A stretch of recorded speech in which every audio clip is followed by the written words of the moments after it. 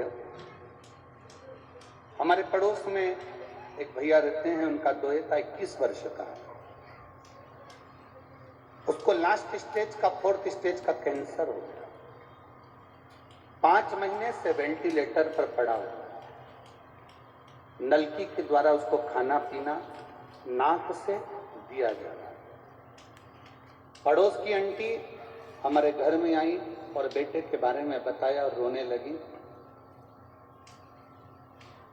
मैंने एक ही बात उनसे कही कि कथा चल रही है भटिंडा में, और भटिंडा में अगर कथा चल रही है तो वहां जाकर आप विनती करेंगे पंडाल में बैठकर तो बाबा जरूर सुनेगा।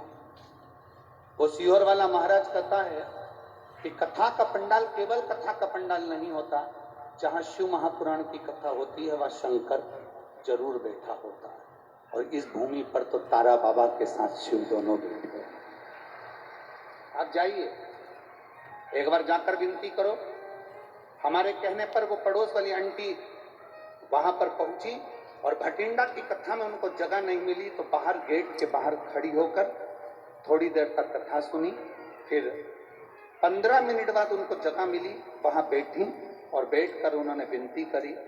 जब कथा पूर्ण हो गई तो वहीं की मिट्टी को, रज को, आप कहते हो कि जहां शिव पुराण की कथा होती है वहां की रज रज नहीं होती, बाबा की भभूति होती है। वहां की रज को लेकर वहां से कथा कर कर आप तो चले गए, पर वहां बेलपत्र नहीं मिल रही थी। तब हमने वहां से एक बेलपत्र मांगी और बेलपत्र किसी भैया ने, कोई वहां पर वॉलंटियर लगे हुए थे, उनसे बेलपत्र ली। उस बेलपत्र को लेकर आ गए।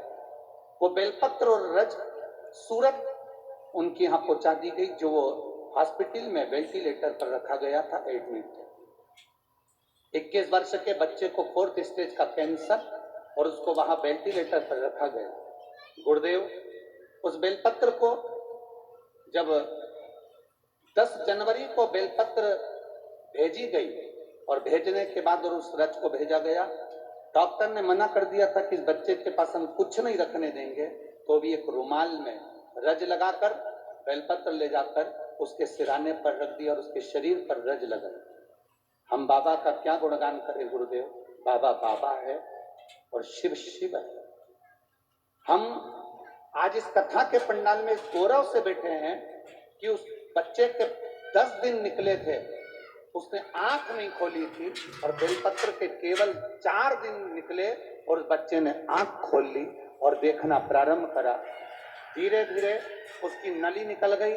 नली निकलने के बाद उसकी छुट्टी कर दी गई। छुट्टी करने के बाद वो जब घर पर आ गया, उसकी दूसरी जांच मुंबई में कराने के लिए गई। जब बॉम्बे में जांच कराने के लिए गई तो बच्चे के शरीर में कैंसर का कोई तत्व ही नहीं था, बच्चा कैंसर मुक्त था।